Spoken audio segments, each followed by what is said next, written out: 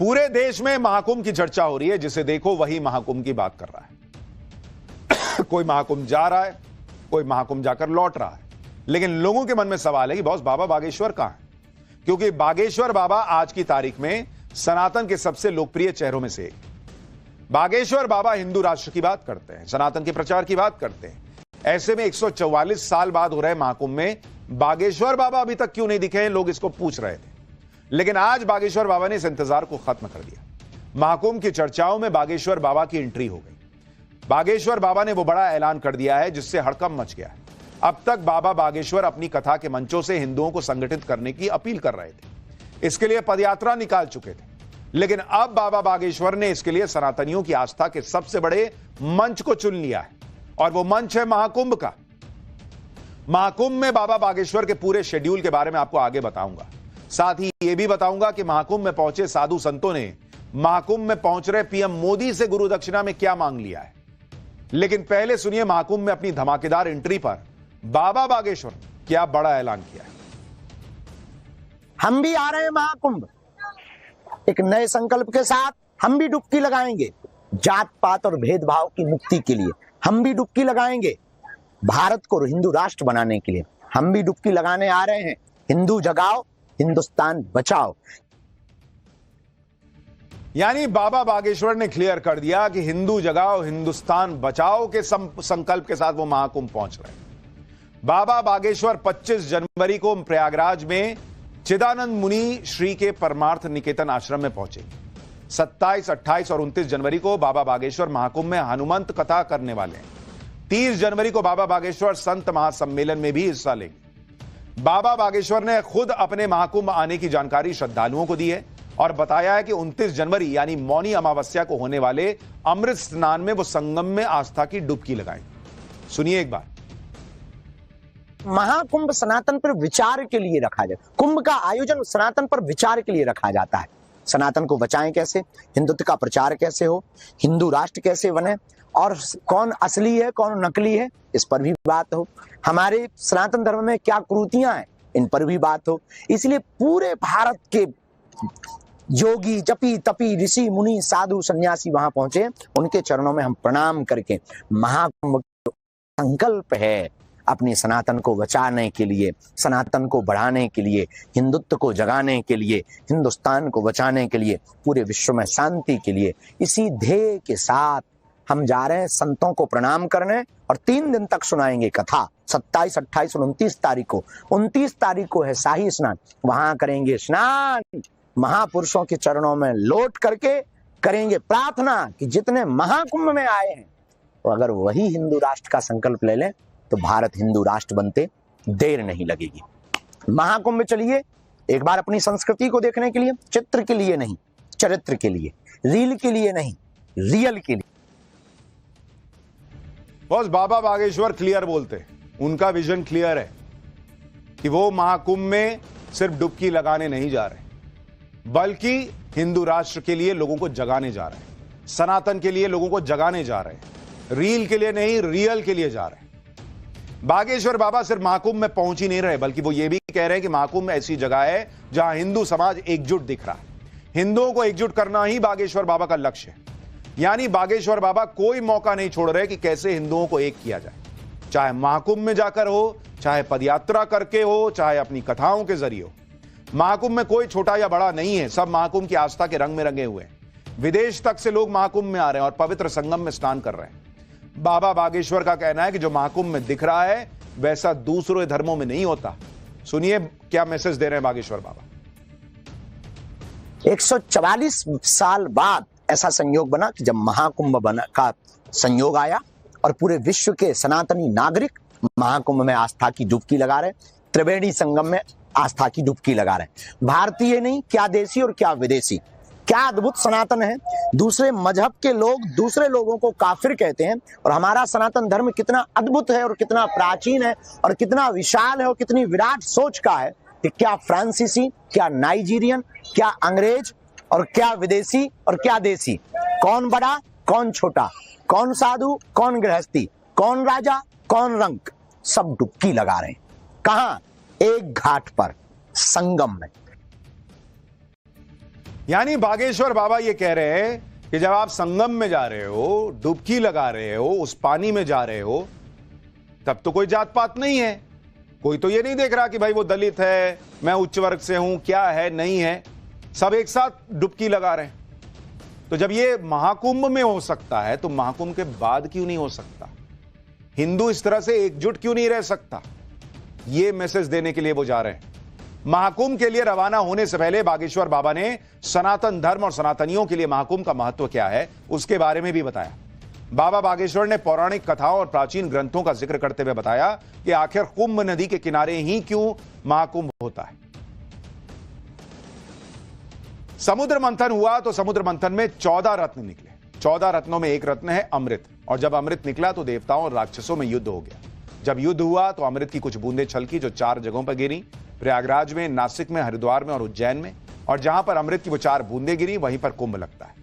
आगे बाबा बागेश्वर ने बताया कि चारों जगह नदियों के किनारे बसे हैं, इसलिए कुंभ के स्नान का बड़ा महत्व है, क्योंकि नदियां ही ये सिखाती हैं कि हम अपनी संस्कृति को सिंचित रखें, सींच के रखें। नदियां इसका संकेत हमको देती हैं कि हम अपनी प्रकृति और संस्कृति से जुड़े रहें।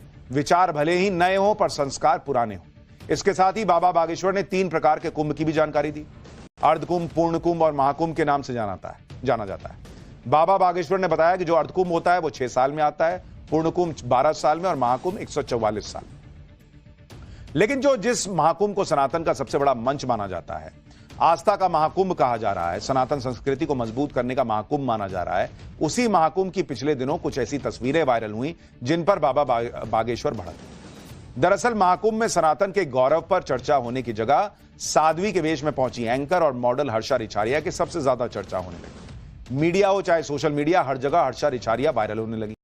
हर्षा खबर है कि वो महाकुंभ में ही मौजूद है और 29 जनवरी को होने वाले अगले अमृत स्नान में भी पहले अमृत स्नान की तरह रथ पर सवार नजर आ सकती है। इसी तरह आईटी बाबा अभय सिंह भी अपने बयानों की वजह से खूब वायरल हुए। सनातन पर आईटी बाबा के ऐसे बयान वायरल हुए जिससे उनकी सोच पर सवाल उठने लगे। महाकुंभ में आते ही इन्होंने अपनी पहचान आईटी बाबा के तौर पर बना ली थी। इसी तरह से जब आईटी बाबा जो है वो वायरल हुए तो कई जगह उनको लेकर भी विवाद हुआ।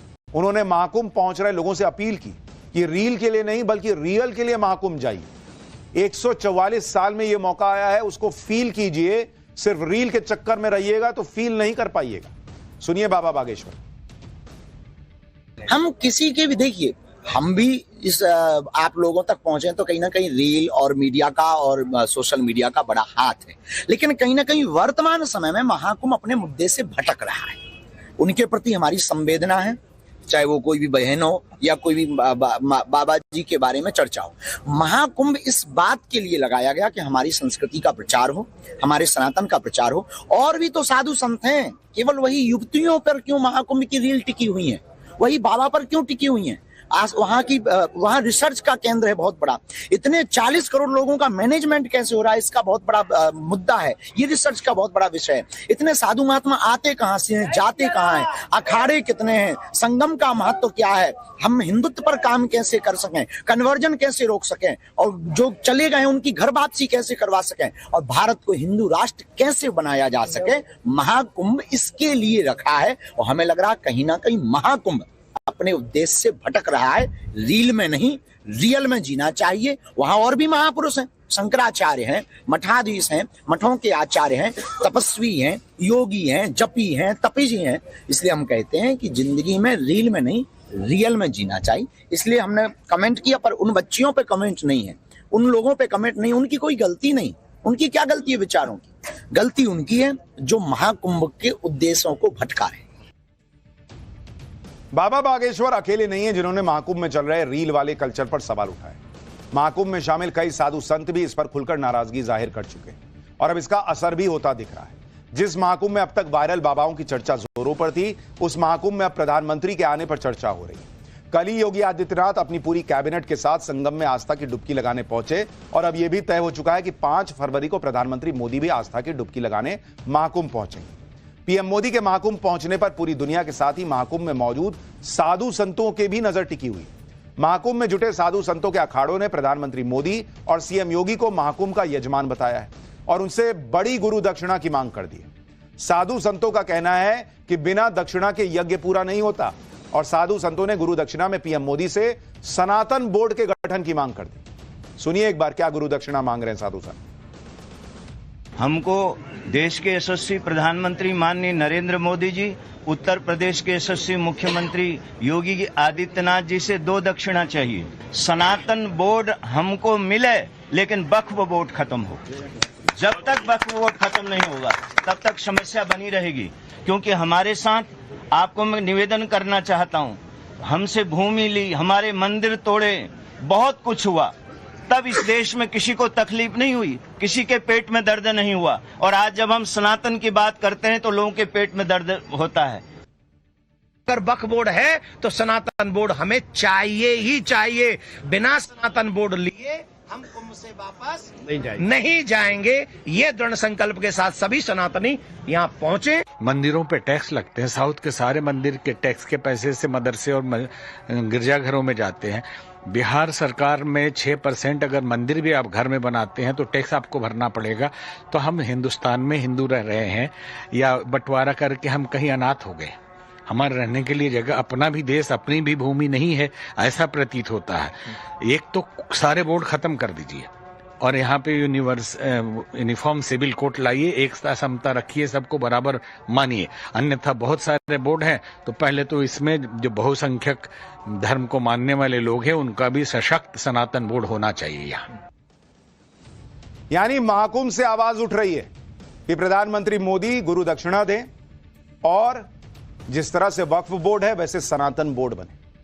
महाकुंभ में पहुंचे साधु संत मोदी और योगी से गुरु दक्षिणा में सनातन बोर्ड क्यों चाहते हैं, इसकी वजह समझना भी जरूरी है। एक रिपोर्ट के मुताबिक आंध्र प्रदेश में 43,000 मंदिर सरकार के अंडर आते हैं। उन मंदिरों की संपत्ति से जो कमाई होती है, उन मंदिरों को जो दान मिलता है, उसका सिर्फ 18% हिस्सा ही मंदिरों पर खर्च होता है। बाकी 82% रकम कहां जाती है, इसका कोई हिसाब नहीं। बात सिर्फ आंध्र प्रदेश की नहीं है, देश के 15 राज्यों में करीब 4 लाख मंदिरों पर डायरेक्ट या इनडायरेक्ट तौर पर सरकार का कंट्रोल है। ये वो मंदिर हैं जिनकी कमाई लाखों करोड़ों में। सनातन बोर्ड की मांग इसलिए भी उठ रही है क्योंकि प्रयागराज में जिस जगह पर महाकुंभ हो रहा है उसकी जमीन पर भी वक्फ बोर्ड के नाम पर दावा ठोकने की कोशिश हो चुकी है। सुनिए सनातन बोर्ड की मांग पर आध्यात्मिक गुरु देवकीनंदन ठाकुर क्या कह रहे हैं। सनातन बोर्ड का मतलब है जो आध्यात्मिक प्लेसेज हैं, हम उन पे जो, और वो भी मंदिर वो जो सरकार के अंडर है। दूसरी बात आपने कहा कि वक्फ बोर्ड ने सनातन की किसी जगह को लिया। देखिए सनातन बोर्ड ये कार्य करेगा, किसी की 1 इंच जगह लेगा नहीं और सनातनियों की 1 इंच छोड़ेगा नहीं। अगर कोई सनातनियों की जगह पे, मंदिर की जगह पे, किसी गौशाला की जगह पे कहीं भी कोई दावा ठोकेगा तो सनातन बोर्ड उसे ठोकेगा।